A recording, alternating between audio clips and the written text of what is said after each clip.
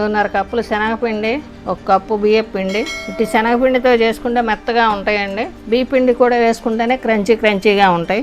1/2 tea spoon soda ఉప్పు, చిటికెడు ఉప్పు, 2 టేబుల్ స్పూన్ల ఎనపూస మొత్తం పిండిలో కలిసిపోయే వరకు కలుపుకుందామండి. ఎనపూస కలిసిపోయిందండి. కొద్దిగా వాటర్ పోసుకుంటూ కలుపుకుందాం. గట్టి ముద్ద కావాలి. మొత్తానికి నాకు 1 కప్పు వాటర్ పట్టిందండి. ఇది బాగా కలుపుకుందాం. అంతేనండి. ఇక ఇది పక్కన ఉంచుకుందాం. స్టవ్ ముట్టించి బాండీ పెట్టుకున్నానండి. డీప్ ఫ్రైకి సరిపడా ఆయిల్ పోసుకున్నాను. ఆయిల్ కాకిందేమో చూసుకుందామండి. కాగిపోయిందండి. ఇది వేసిన వెంటనే బయటకు వచ్చేసిందండి. అట్లా పైకి తేలిపోతే ఆయిల్ కాగిపోయినట్టు. కాసేపు అడుగునే ఉండిపోతే ఆయిల్ ఇంకా కాగలేదని అర్థం. ఇది తీసేసుకుందామండి. చెక్కిడాలు ఒత్తుకుందామండి.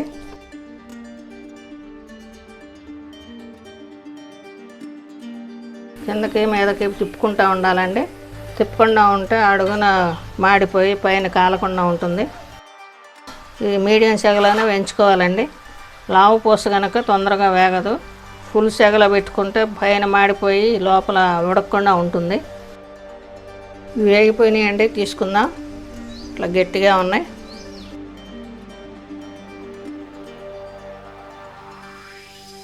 చిక్కడాయలు వండుకోవటం అయిందండి.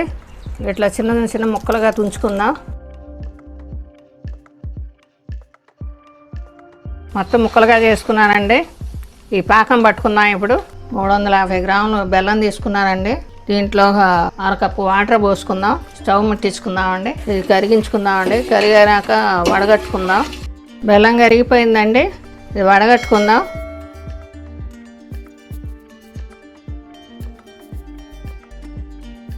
ఇదిగోండి, తుక్కు చాలా వచ్చింది. దీంట్లో కూడా ఇసుక ఉంది. దీంట్లో 1/4 కప్పు చక్కెర కూడా వేసుకుందామండి. చక్కెర వేసుకుంటే వెరైటీ టేస్ట్ వస్తుందండి. మీరు కావాలంటే ఉట్టి బెల్లమే వేసుకోవచ్చు. టెక్స్చర్ బాగుంటుంది చక్కెర వల్ల. ఈ గడ్డపాకం రావాలండి. గడ్డపాకం వచ్చే వరకు కలుపుకుందాం.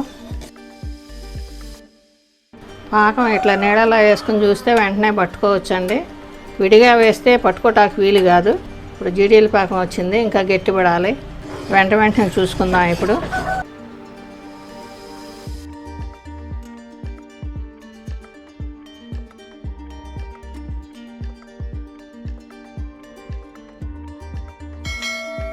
ఈ పాకం ప్లేట్కి వేసి కొడితే కంగున రాయిలా మోగాలండి. అట్లా రావాలి.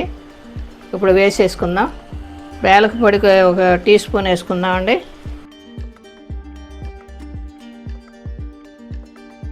పోసేసుకుందామండి. ఇప్పుడు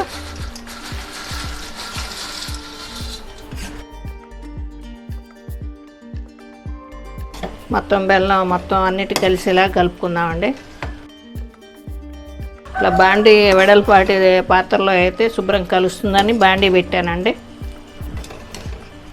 కలిసిపోయిందండి. ఇక స్టవ్ ఆఫ్ చేసుకుందాం. కరకరలాడే పూస మిఠాయి రెడీ అండి. ఇదే విధంగా మీరు కూడా చేసి టేస్ట్ చూడండి.